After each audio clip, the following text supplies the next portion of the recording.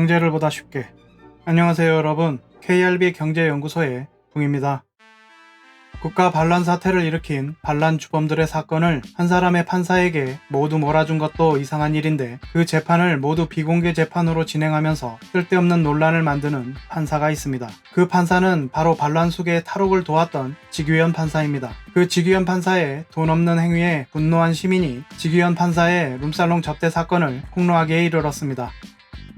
이번 영상에서는 25년 4월 말 외환 보유액과 4월 소비자 물가를 간단하게 알아보도록 하겠습니다. 아무쪼록 시청하시는 여러분께 여러가지 도움이 되었으면 좋겠습니다.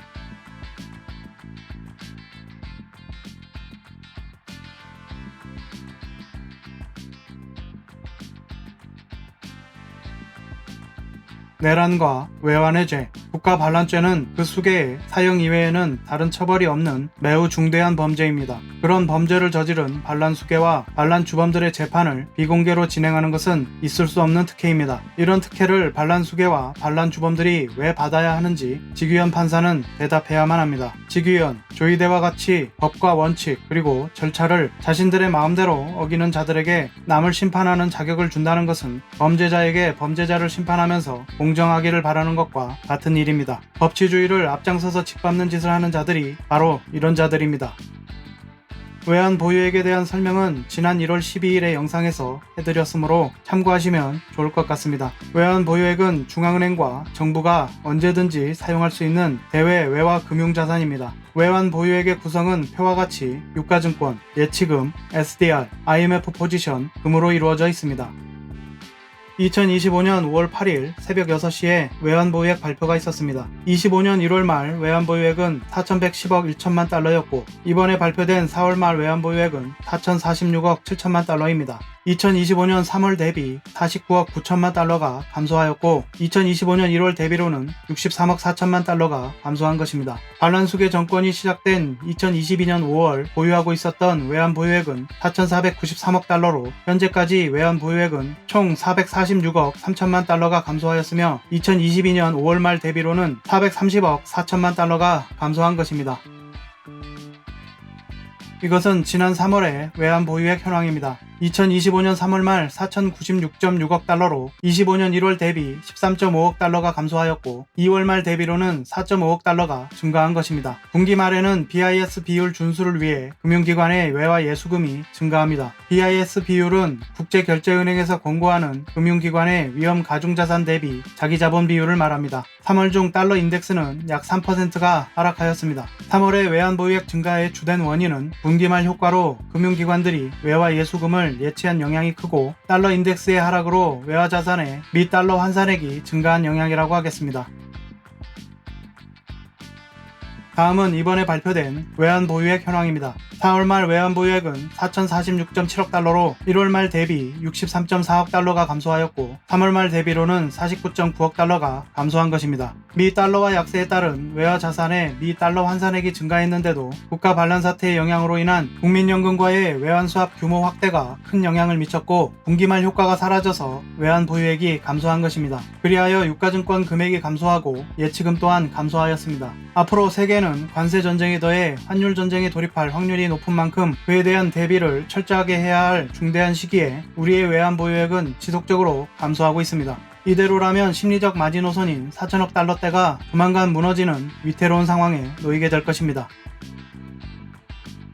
지난 정부에서 한국의 외환 보유액은 세계 8위 수준이었으나 반란 수계 정권이 들어서며 한 단계 추락하여 세계 9위 수준을 유지하고 있었습니다. 그러나 그마저도 2025년 3월 기준 세계 10위로 주저앉았습니다. 달러화 약세의 영향으로 외화 자산의 미 달러화 환산액이 증가했는데도 49억 9천만 달러가 줄어든 것입니다. 한국은행은 일시적이라고 하지만 외환 보유액은 추세적으로 계속해서 감소해왔고, 이 정권에서 총 446억 3천만 달러의 외환 보유액 감소가 발생하였습니다. 반면 독일은 한 달 만에 288억 달러가 증가하며 8위로 올라섰습니다. 한국의 외환 보유액은 5년 만에 최소 수준을 기록하고 있습니다. 2022년 4,600억 달러 수준에서 현재는 4,100억 달러도 무너진 4,046.7억 달러입니다. 이 수준으로 계속 감소하게 되면 4천억 달러는 붕괴하고 말 것입니다. 현재 주요국의 외환보유액은 대부분 증가하는 흐름을 보이고 있습니다. 표에 보시는 것처럼 3월을 기준으로 우리의 외환보유액이 5억 달러 증가할 때 다른 국가들은 대만, 홍콩을 제외하고 작게는 100억 달러 이상, 크게는 200억 달러 이상이 증가하였습니다.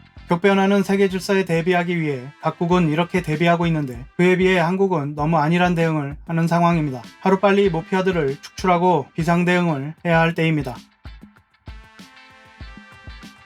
2022년 1월부터 2025년 4월까지 외환보유액 변화 그래프를 보면 뚜렷한 추세적 감소가 보입니다.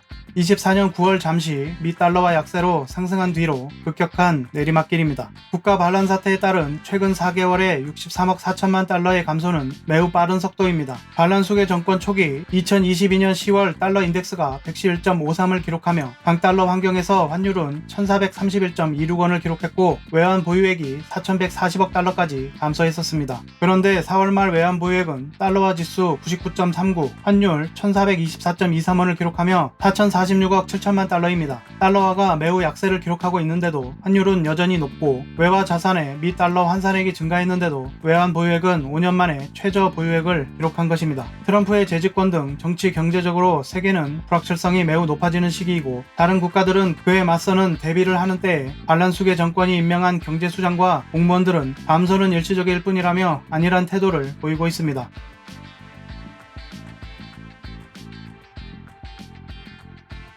다음은 통계청 발표 한국 소비자 물가지수를 간단히 살펴보겠습니다. 소비자 물가지수는 지수의 기준이 2020년이고 가중치 기준 연도는 2022년입니다. 2020년은 코로나 팬데믹 시기로 취비교의 적절한 기준 연도가 아님을 늘 이야기하고 있습니다. 25년 3월 소비자 물가지수는 116.29이고 4월 발표된 소비자 물가지수는 116.38로 지난달 대비 0.1%가 상승하였고 지난해 같은 기간 대비로는 2.1%가 상승하였습니다.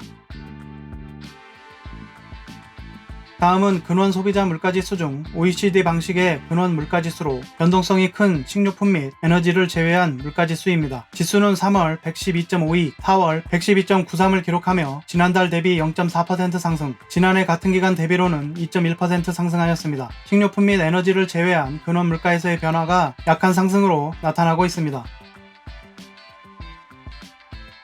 다음은 근원 소비자 물가지수 중 농산물 및 석유류 제외 근원 물가지수로 한국 전통 방식의 근원 물가입니다. 역시 변동성이 큰 농산물과 석유류를 제외한 물가지수입니다. 지수는 3월 114.37이고 4월 114.86을 기록하며 마찬가지로 지난달 대비 0.4% 상승, 지난해 같은 기간 대비로는 2.4% 상승하였습니다. 농산물 및 석유류 제외 부분에서의 변화 역시 약한 상승이 나타나고 있습니다.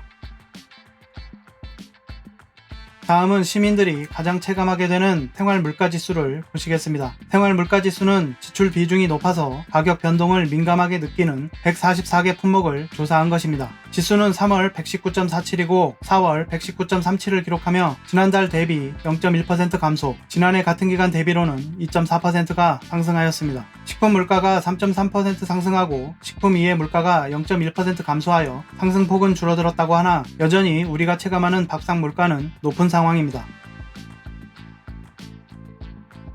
다음은 생활 물가지수에 큰 영향을 주고 있는 신선식품 지수를 보시겠습니다. 신선식품 지수는 23년 11월에 이어 계속해서 가파른 상승으로 시민 고통을 유발하고 있었습니다. 지난달 대비 4.3%가 감소하였고 지난해 같은 기간 대비로는 1.9%가 감소하였습니다. 신선 어게는 0.4% 상승, 신선 채소는 9.2% 감소, 신선 과실은 2.4% 감소하였습니다. 특히 고추, 대파 등의 가격을 필두로 신선 채소 가격의 하락을 이끈 원인은 식당 11만 곳 등 자영업자 폐업에 따른 수요 감소가 큰 역할을 하였습니다.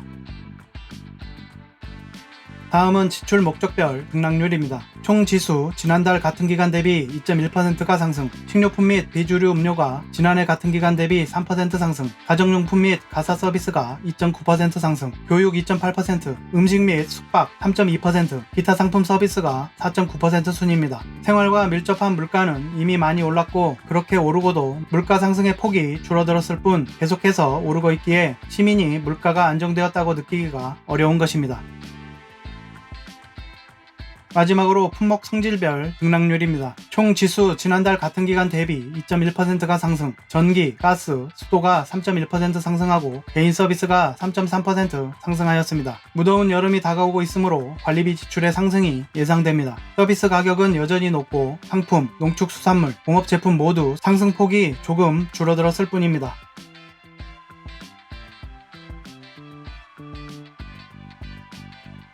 외환 보유액은 국제 수지 불균형과 외환시장 불안 상황에서 사용할 대외 지급 준비 자산입니다. 긴급 상황에 대응하기 위한 국가의 외화 비상금인 것입니다. 다음은 지난 정부의 외환 보유액 변화를 25년 4월 데이터를 추가하여 그래프로 만든 것입니다. 지난 노무현 정부의 외환 보유액은 1239.8억 달러에서 임기 말 2623.6억 달러로 1383억 8천만 달러가 증가하였습니다. 지난 이명박 정부의 외환 보유액은 2623.6억 달러에서 임기 말 3273.9억 달러로 650억 3천만 달러가 증가하였습니다. 지난 박근혜 정부의 외환 보유액은 3273.9억 달러에서 탄핵 당시 3753억 달러로 479억 1천만 달러가 증가하였습니다. 지난 문재인 정부의 외환 보유액은 3753억 달러에서 임기 말 4477.1억 달러로 724억 1천만 달러가 증가하였습니다. 현재 윤석열 정부의 외환 보유액은 4477.1억 달러에서 4046.7억 달러로 430억 4천만 달러가 감소하였습니다. 그나마 반란수계 정부가 2022년 5월에 시작하였기 때문에 5월 중 감소한 금액은 뺀 것입니다. 4월 말 외환 보유액으로 계산하면 윤석열 정부에서 감소한 외환 보유액은 446억 3천만 달러에 달합니다. 이는 역대 정권 중 전두환 반란수계 정권이 기록했던 4억 달러의 감소 이후 처음이자 최대 감소폭을 보인 것입니다. 이런 상황에서도 가짜뉴스만을 믿으며 전 정부 탓이나 하고 있는 보고 싶은 것만 보고 듣고 싶은 것만 들으려고 하는 사람들이 많습니다. 자신 스스로 잘못을 바로잡지 않는다면 그 누구도 잘못을 바로잡아줄 수는 없습니다.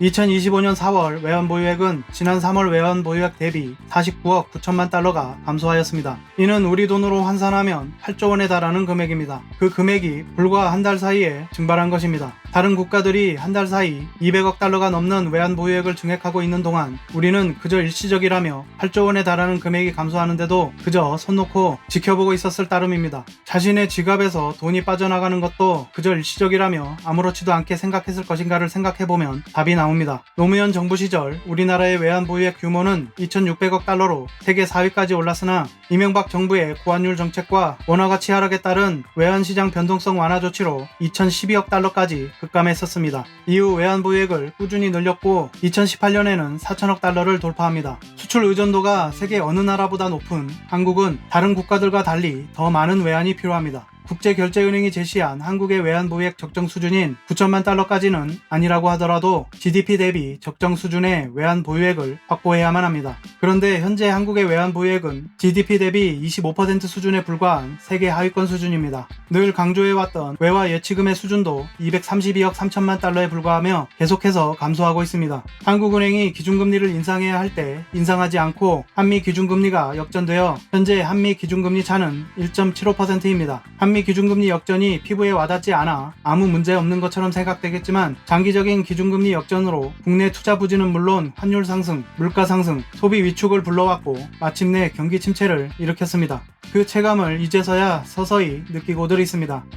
기레기들이 제대로 보도하지 않았던 이 사태의 후유증이 25년 1분기에 와서야 마이너스 성장으로 나타나고 있는 것입니다. 외국인들의 멈추지 않는 셀코리아, 약화시킨 한국 경제의 펀더멘탈이 먹잇감을 노리는 세계 야수들의 표적이 될 위험에 처해 있는 상황입니다. 위기 상황에 대응하기 위해 외환 보유액을 준비하는 것을 두고 큰 금액이 잠겨 기회의 박탈이 될 수 있다고 주장하는 자들이 있습니다. 지난 과거 위기에 대응하기 위한 충분한 외환 보유액이 없었을 때 우리가 겪었던 그 수많은 죽음과 무너진 가정들을 생각해 보시기 바랍니다. 지금은 그때와는 또 다른 상황입니다. 한번 극복했다고 해서 또다시 수많은 죽음과 가정의 파괴를 전제로 극복할 수 있다고 주장해서는 안 됩니다. 어떤 사건이 일어나기 전에 최대한의 준비를 하는 것이 가장 좋은 방법입니다. 그 준비가 미래에 기회를 주는 것이지 준비가 기회를 박탈한다고 생각하는 것은 지금 당장 추우니까 언발에 오줌을 싸야 한다 라고 주장하는 것과 다름없는 것입니다. 미래를 위해 그리고 다음 세대를 위해 무엇이 더 올바른 선택인지 깊게 생각하고 결정할 줄 아는 리더가 절실히 필요한 때입니다. 오늘은 2025년 4월 말 외환보유액과 소비자 물가를 알아보았습니다. 영상을 끝까지 시청해주셔서 고맙습니다. 여러분이 시청해주시고 주변에도 널리 알려주셔서 영상을 많은 분이 함께 볼 수 있도록 해주시면 영상 제작에 아주 큰 힘이 될 것 같습니다. 여기까지 KRB 경제연구소의 붕이었습니다. 고맙습니다.